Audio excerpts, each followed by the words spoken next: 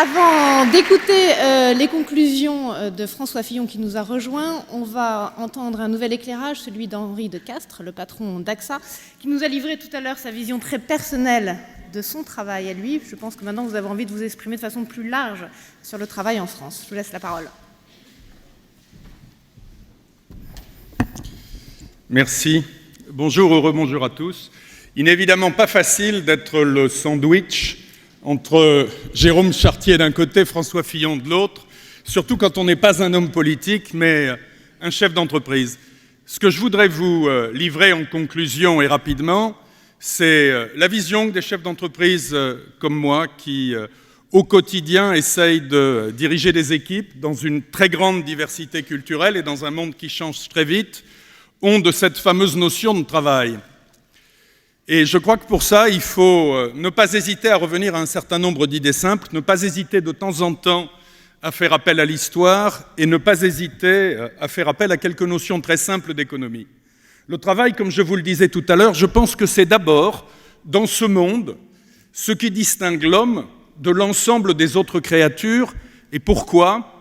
Parce que le travail le distingue dans deux choses qui sont fondamentales, qui sont le travail d'imagination, le travail d'invention, et dans une deuxième chose qui est le travail de création. L'homme est finalement le seul être vivant qui imagine à ce niveau de développement et qui a la capacité de créer, construire, transmettre.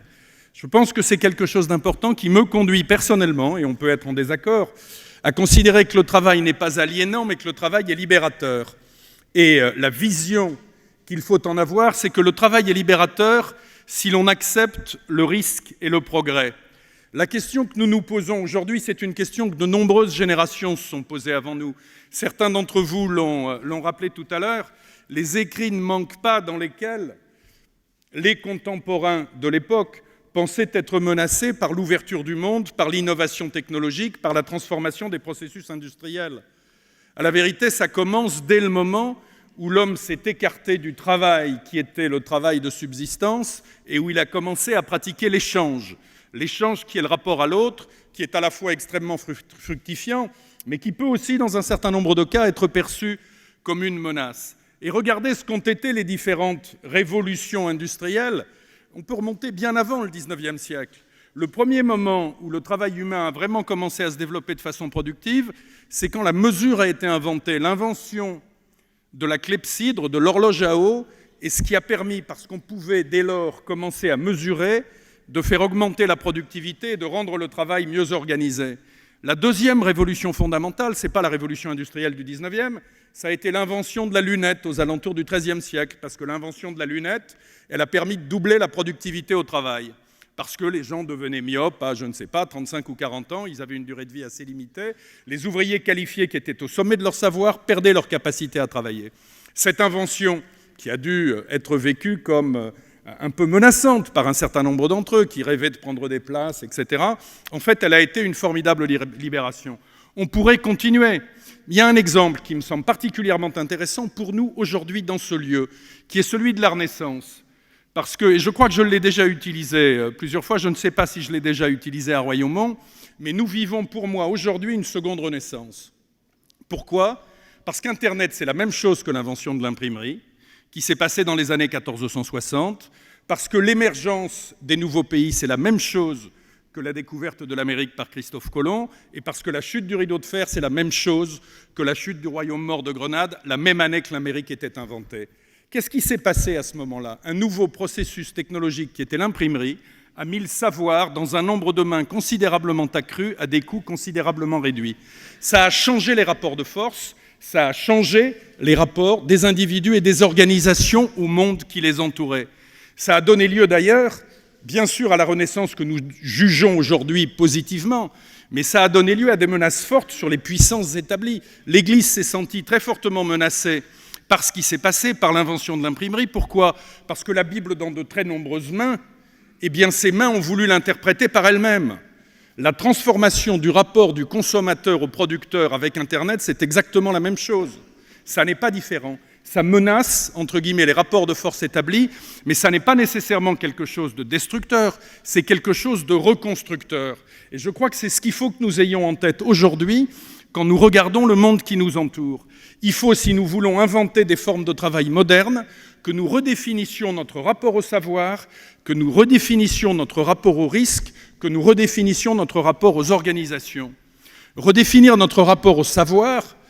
Qui peut penser aujourd'hui dans cette salle que ce que l'on apprend sur les bancs de l'école entre 5 et 20 ans ou 25 ans, quand on les prolonge, sera toujours vrai dans 5 ans, dans 10 ans, dans 15 ans, dans 30 ans, et a fortiori dans 40 ou 50 ans, sachant que la génération qui naît aujourd'hui aura probablement une espérance de vie de l'ordre de la centaine d'années, et une espérance de vie de l'ordre de la centaine d'années en bonne santé.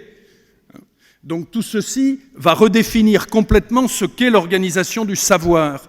Et ce que disait Jacques Attali tout à l'heure est extrêmement vrai. On ne peut plus avoir une vision extrêmement limitée dans le temps de ce qu'est l'acquisition de ce savoir.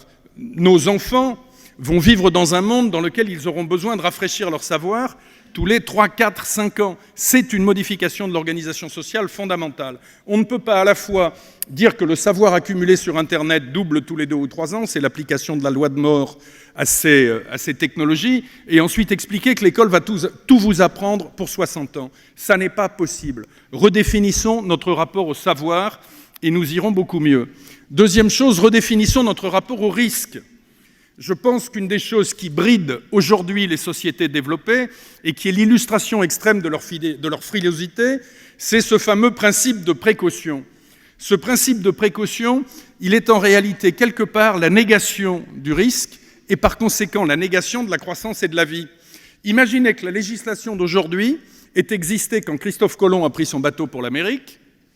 On lui aurait probablement interdit de quitter le port, il ne savait pas où il allait, il ne savait pas pour combien de temps il partait, la qualité alimentaire de ce qu'il avait dans sa cale n'était pas extraordinaire. Et en plus, il n'avait pas de carte. Vous vous rendez compte? Je veux dire, si un des marins de l'époque avait voulu déposer une plainte, le nombre de motifs qu'il avait d'envoyer Christophe Colomb en prison. Bon. Mais beaucoup plus près de ça, Pasteur. Pasteur, c'est un génie français. Si on avait appliqué le principe de précaution à Pasteur, est-ce que vous pensez qu'il aurait pris le risque de vacciner les gens qu'il a vaccinés en prenant effectivement un certain risque? Non, il n'aurait pas pu le faire. Dans les cours de management que nous donnons aux jeunes managers qui rentrent dans AXA, il y a un exercice extrêmement simple qui s'appelle l'exercice du tapis, qui est censé leur apprendre ce qu'est le rapport au risque. On les fait marcher sur un tapis qui est constitué de carrés. Certains sont électrifiés, d'autres non.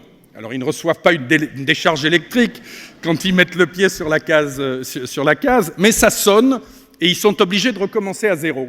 Qu'est-ce que nous voulons leur apprendre avec ça? 2 choses. Le risque, l'expérience et le travail en équipe. Parce qu'évidemment, on les met en équipe et on leur dit « vous devez traverser le tapis le plus vite possible ». Qu'est-ce que ça apprend? Très simplement, que pour avancer, il faut faire des erreurs. Que pour avancer, il faut prendre des risques. Que tous ces risques ne se terminent pas toujours bien, mais que lorsqu'on a pris un risque, eu une mauvaise expérience, on ne doit pas pour autant être privé de la possibilité de continuer ou de recommencer à marcher sur le tapis.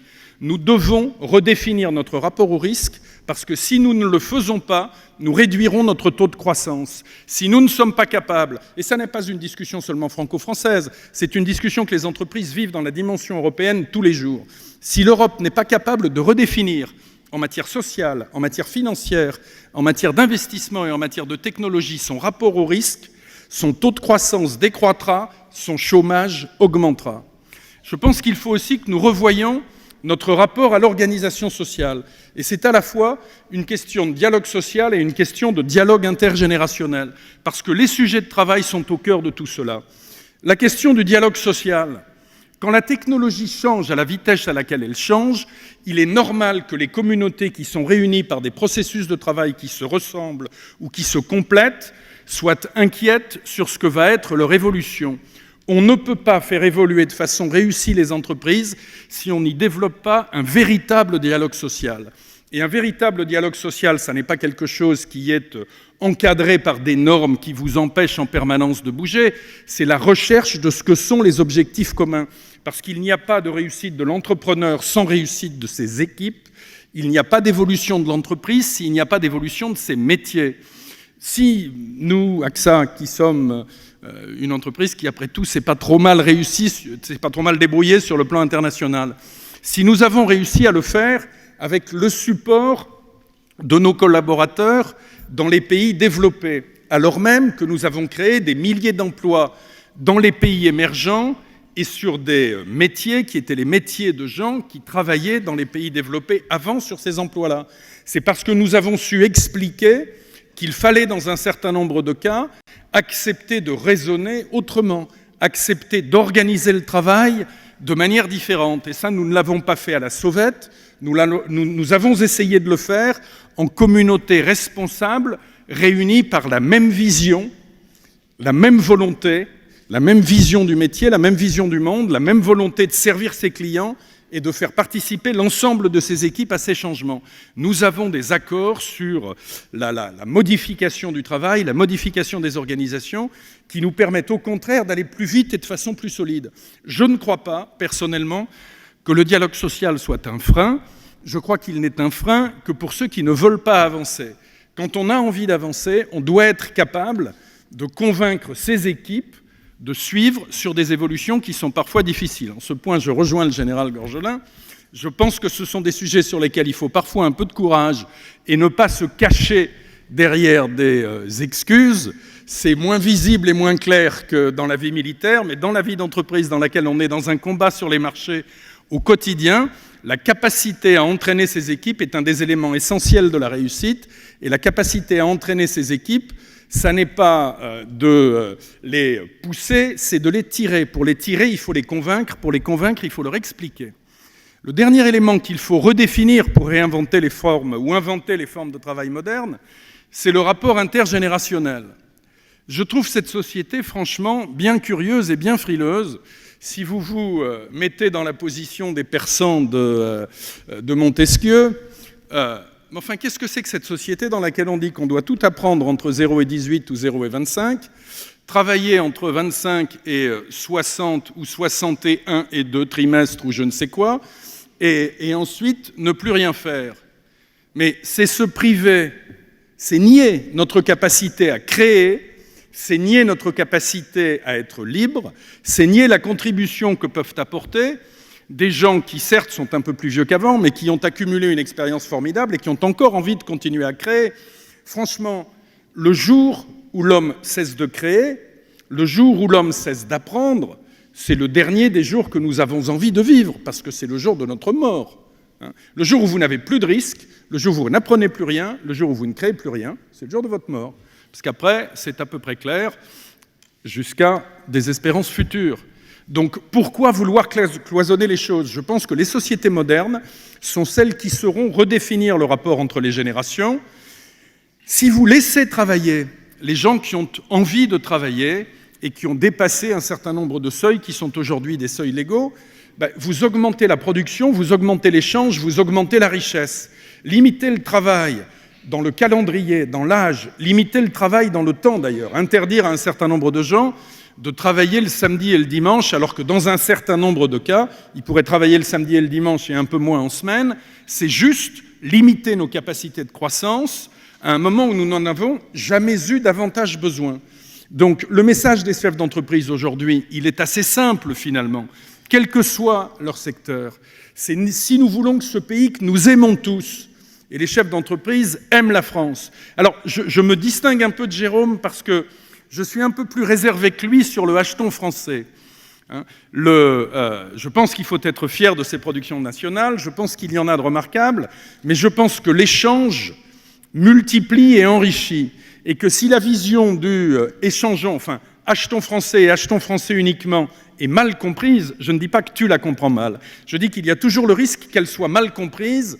C'est la porte ouverte au protectionnisme, et le protectionnisme, c'est la réduction de la croissance, la réduction de l'enrichissement. Marie-Christine Coine disait tout à l'heure, une des grandes choses que les entreprises ont apprises en se globalisant, c'est que la diversité est une véritable richesse, pas seulement humaine, mais aussi économique. La capacité à échanger nos savoirs nous fait tous accélérer. Et si nous ne voulons vivre que sur nos propres petits savoirs, nous n'irons pas suffisamment loin.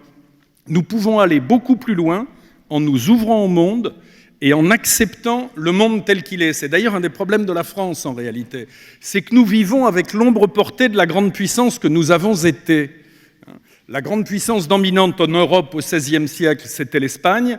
La grande puissance dominante au XVIIe, c'était la France. Au XVIIIe, c'est devenu l'Angleterre.